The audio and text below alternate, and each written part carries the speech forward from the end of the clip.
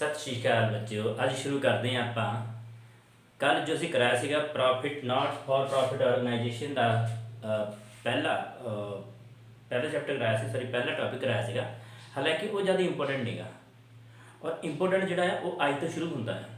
देखो ध्यान नाल सुनियो, तुसी +1 दे विच कैश बुक पढ़ी होनी है, शायद तुहानूं याद होगा। कैश बुक तो पढ़िया होना, double column cash book, single column cash book.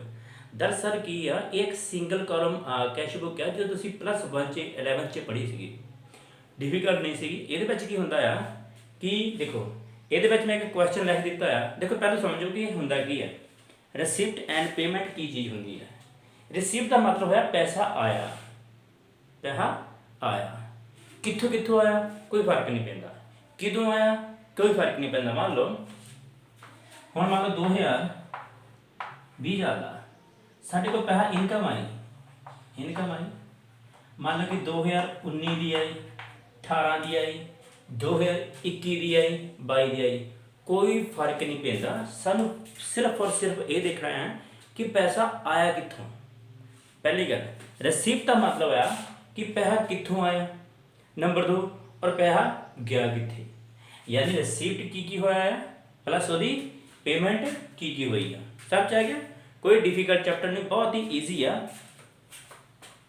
देखो ये सवाल कर नहीं, असी सवाल करना है TS गिरेवाल का स्टार्टिंग का 1.59 2021 एक्सरसाइज नंबर आ तुहाडी पहली का फर्स्ट क्वेश्चन 1.59 पेज से पहला क्वेश्चन आ। देखो की कहना, from the information given below prepare received and payment account of railway club of the year ended 31 March 2020।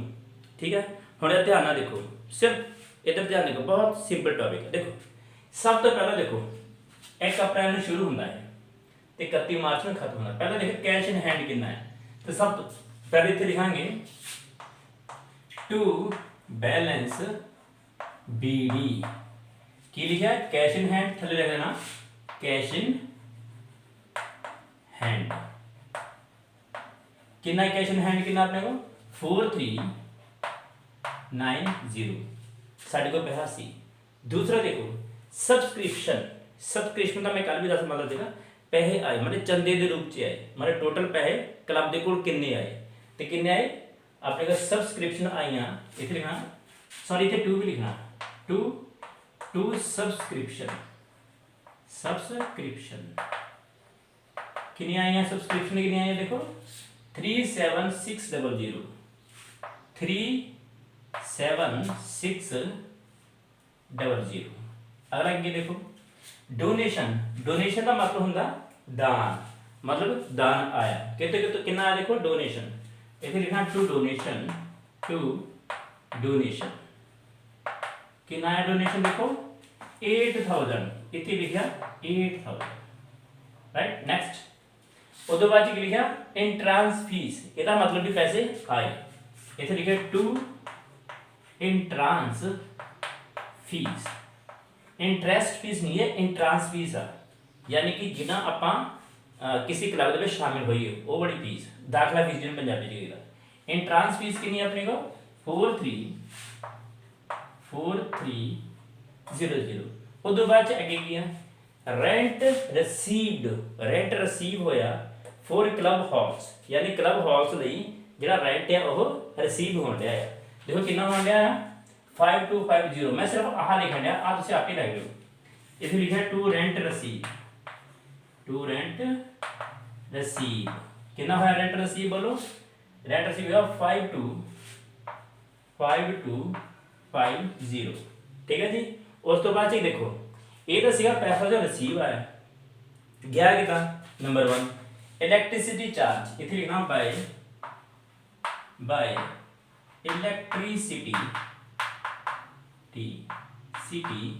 Charge कितना है, इलेक्ट्रिसिटी चार्जेस कितना है देखो 3440।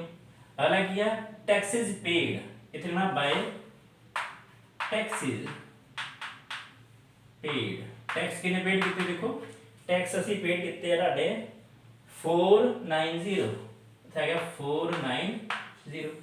नेक्स्ट की है सैलरी, माने सैलरी जैसी दी होगी तो by salary, by salary, salaries कितनी है देखो, सैलरी तो ये 2150 देखो सैलरी गई। नेक्स्ट अगला बाय ऑन रेडियम, मैं सिर्फ इतना ही लिखा है, आप तुझे आप किताब लो ऑन रेडियम टू स्कैटी इना कितना है बोलो 2500।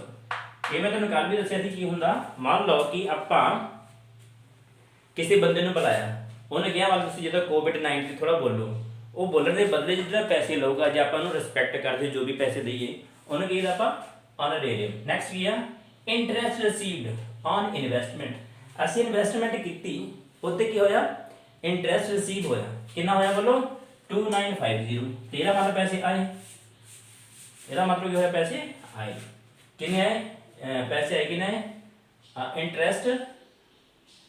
इंटरेस्ट रिसीव, मैं सिर्फ इंटरेस्ट लिखन दिया रिसीव लिखन तो आप ही लिख लो टू इंटरेस्ट रिसीव्ड कितने आए इंटरेस्ट रिसीव कितना है बोलो 2950 करेक्ट। उस तो बाद फिर की है 2950। Printing and stationery, printing and stationery के पैसे गए इतने लिखे बाय प्रिंटिंग एंड स्टेशनरी कितने गए 350। उस तो बाद की है पेटी कैश एक्सपेंस, ये भी पैसा गया बाय पेटी कैश एक्सपेंस कितना गया 900 आ गया। उस तो बाद इंश्योरेंस प्रीमियम पेड, आप इंश्योरेंस प्रीमियम पेड किया कितना किया 310 इना पेड किया। पहले आगे ध्यान ना देखो जरा जल्दी जल्दी देखो,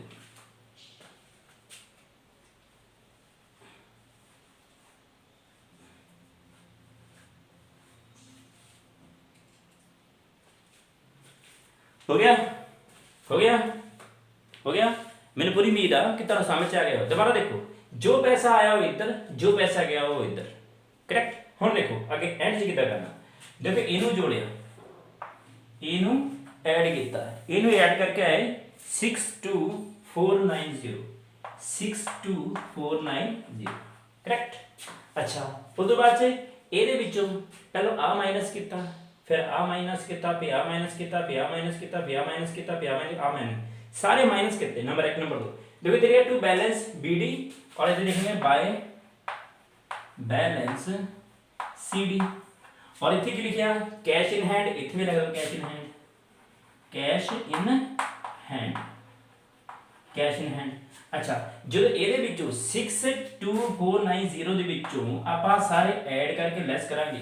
ਦੁਬਾਰਾ ਸਮਝੋ ਇਹਦੇ ਵਿੱਚੋਂ ਪਹਿਲਾਂ ਸਾਰੇ ਜੋੜੇ, ਇਹਦੇ ਵਿੱਚ ਪਹਿਲਾਂ ਆ ਲੈਸ ਕੀਤਾ, ਆ ਲੈਸ ਕੀਤਾ, ਆ ਲੈਸ ਕੀਤਾ, ਆ ਲੈਸ ਕੀਤਾ, ਆ ਕੀਤਾ, ਆ ਕੀਤਾ, ਆ ਕੀਤਾ, ਇਹ ਸਾਰਾ ਜੋੜ ਕੇ ਬਣਿਆ ਹੋਇਆ ਤੁਹਾਡਾ, ਇਹ ਜੋੜ ਕੇ ਬਣਿਆ ਤੁਹਾਡਾ 3300